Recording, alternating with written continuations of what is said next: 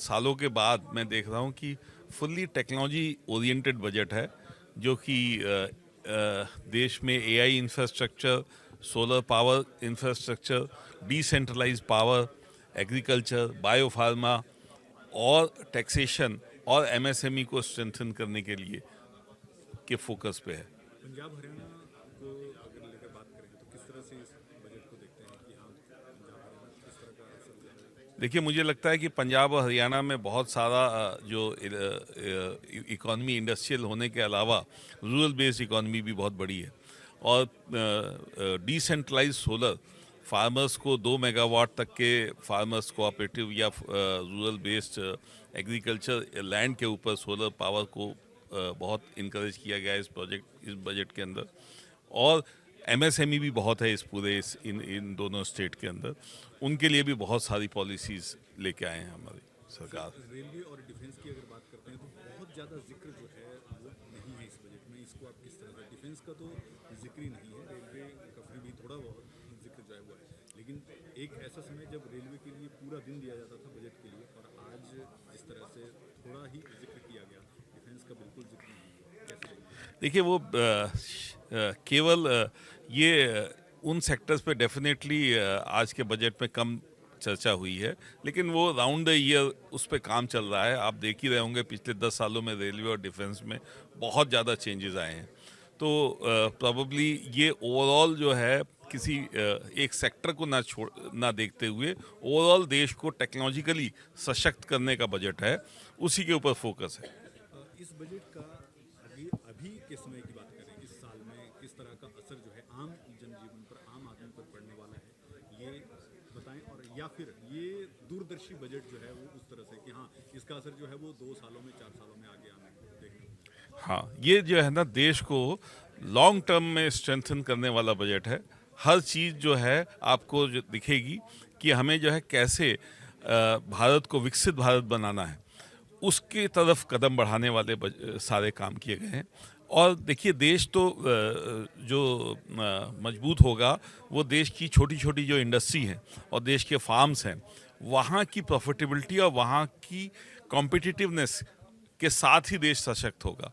और ये उन्हीं सारे सेक्टर्स को इम्पैक्ट डाल रहा है कि किस तरीके से हमारी देश की एग्रीकल्चर और इंडस्ट्री और डिसेंट्रलाइज्ड इकॉनमी मजबूत हो, उसके ऊपर ध्यान दिया जा रहा है इस बजट के थ्रू। मेरा नाम है कर्नल शैलेश पाठक।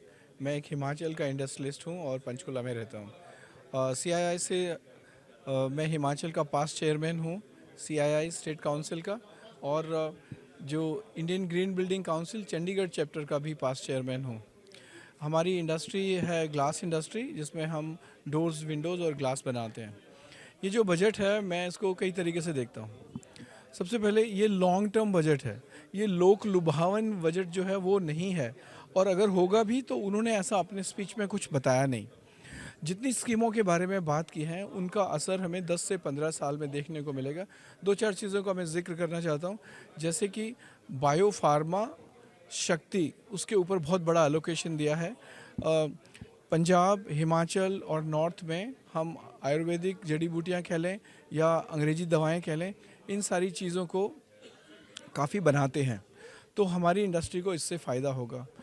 अगर मैं स्पेसिफिक तौर पर हरियाणा की बात करूं, तो जो खेलो इंडिया है वो पहले एक खेल के तौर पर हो जाता था, खेलो इंडिया गेम्स, उसको सरकार ने एक मिशन बना दिया है। और हम हरियाणा की तरफ से देखें तो देश में सबसे ज़्यादा मेडल लाने वाला स्टेट है, तो हमारे खिलाड़ियों को उससे बहुत ज़्यादा प्रोत्साहन मिलेगा, हम और अच्छा कर पाएंगे।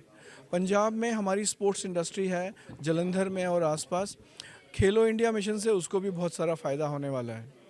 इसके अलावा जो उन्होंने डेडिकेटेड फ्रेट कॉरिडोर, पहले 2 थे, अब उन्होंने उसको 7 में बनाया है, और हाई स्पीड ट्रेन्स के लिए भी हब बनाने की प्लानिंग है उनकी।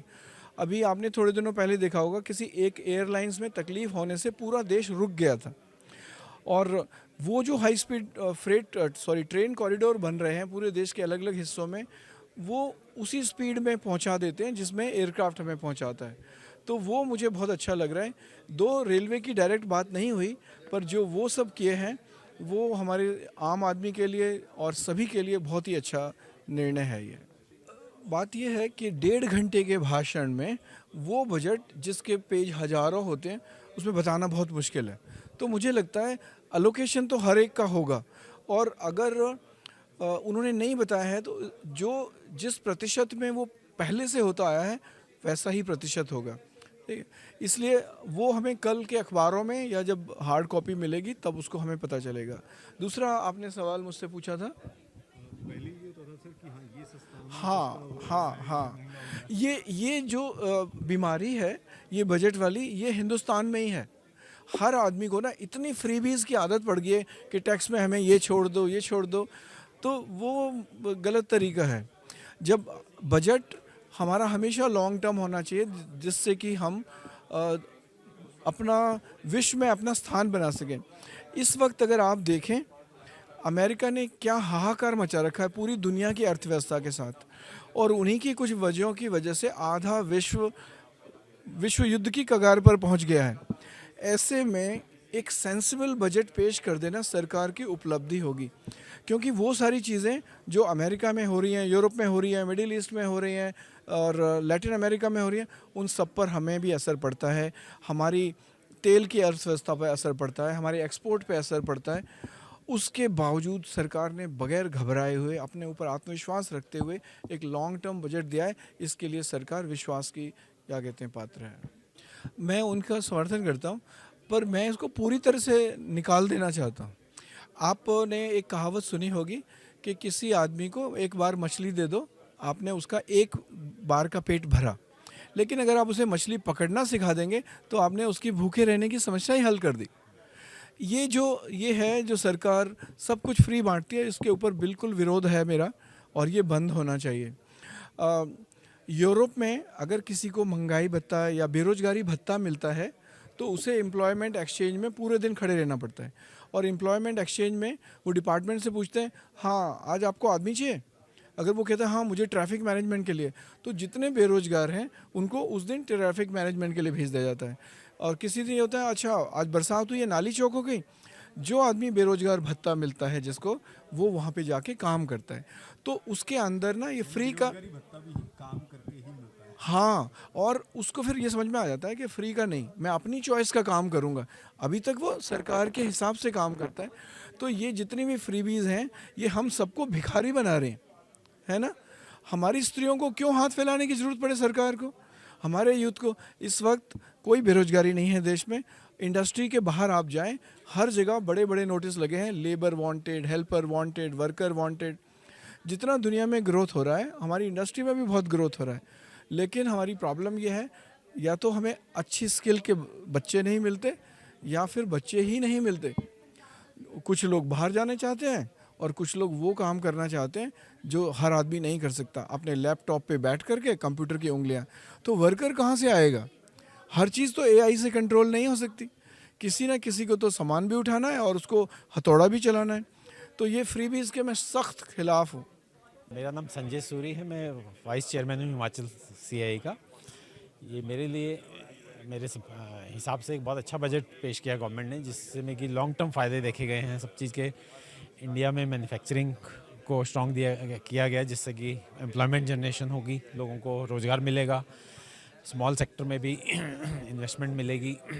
और महिलाओं के लिए स्पेशल पॉलिसी बनाई गई है कि हर डिस्ट्रिक्ट में एक हॉस्टल बनेगा, जो वर्किंग वुमेन है उनको सपोर्ट मिलेगा उससे। किसानों के लिए टेक्नोलॉजी का यूज़ करने के लिए बोला गया है एआई के थ्रू। यंग जनरेशन के लिए काफ़ी स्कीम बनाई गई हैं, जिसमें कि आर्ट कल्चर से लेके उनकी हॉबीज़ को डेवलप किया जाएगा। नए हाई स्पीड रेलवे के 7 कॉरिडोर अनाउंस किए गए हैं, वाटरवेज अनाउंस किए गए हैं, और फार्मास्यूटिकल में दवाइयों के लिए जो लाइफ सेविंग ड्रग्स हैं उनको प्रमोट करने के लिए, मैन्युफैक्चरिंग के सपोर्ट करने के लिए इन्वेस्टमेंट की है। R&D सेंटर और बनाने के लिए इनकरेज कर रहे हैं। सेमीकंडक्टर जो क्या फ्यूचर में आने वाले हर चीज़ में सेमीकंडक्टर लगते हैं, कि जो ईवी बैटरीज और उसके लिए भी मैन्युफैक्चरिंग पे फोकस किया गया है।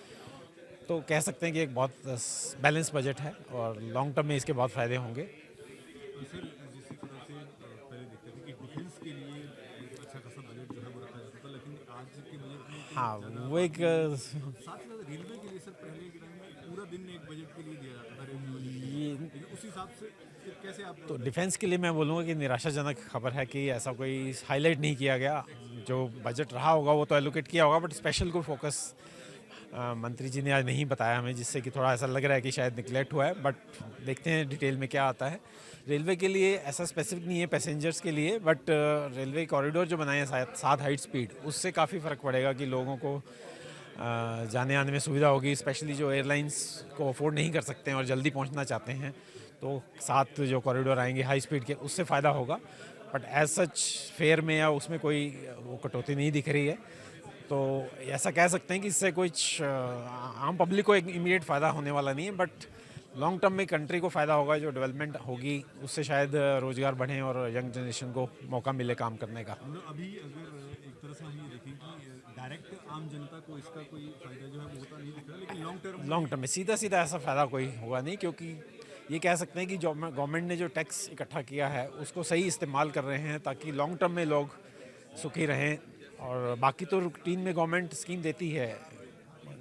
टैक्स स्लैब में कोई ऐसा पर्सनल टैक्स के लिए कोई वो नहीं है। कॉर्पोरेट टैक्स और उन बाकी कंपनियों के टैक्स के लिए काफ़ी रिफॉर्म्स और सिंप्लीफिकेशन कर रहे हैं, और काफ़ी जगह पेनल्टीज़ भी लगा रहे हैं, तो सख्ती भी कर रहे हैं। ये किस तरह से देखते हैं सर? हिमाचल में ऐसे डायरेक्ट कोई इमीडिएट फ़ायदा नहीं हो रहा है। सिर्फ एक खबर आई है कि हिमाचल में वर्ल्ड क्लास ट्रैकिंग का वो प्रोजेक्ट बनाएंगे वो बहुत दूर की बात है। अभी फ़िलहाल हिमाचल जो स्ट्रगल कर रहा है, फाइनेंशियल क्राइसिस है, उसके लिए कोई हमें अनाउंसमेंट नहीं दिखा। तो हिमाचल के लिए कोई खास उपलब्धि नहीं है इस बजट में, कोई वो नहीं फ़ायदा नहीं होता दिख रहा। रेलवे के लिए सर हिमाचल में लगातार डिमांड चल रही है कि हाँ रेलवे का विस्तार हो, तो उस नज़र से भी इसमें अभी इसमें कुछ अनाउंसमेंट नहीं आया।